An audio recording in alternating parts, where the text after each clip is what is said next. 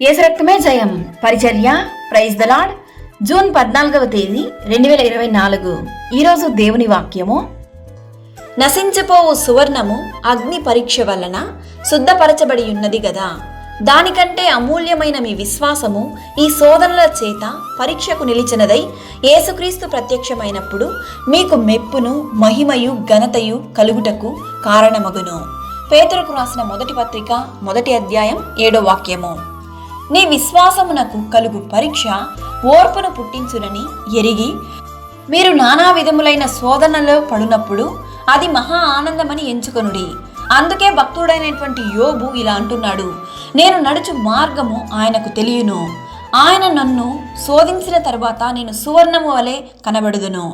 అవును ప్రియులారా, శ్రమ ఓర్పును, ఓర్పు పరీక్షను, పరీక్ష నిరీక్షణను కలుగజేయునని ఎరిగి శ్రమలయందు అతిశయపడుదుము.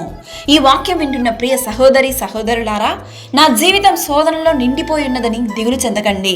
మారని ప్రభువు నీ పక్కనే ఉన్నాడు. ఆయన నిన్ను చూస్తున్నాడు.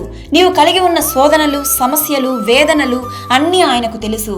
దేవుడు వీటన్నిటిలో నుండి ఈరోజు నిన్ను విడిపించి దీవించి ఆశీర్వదించును కాక. ఆమెన్. God bless you.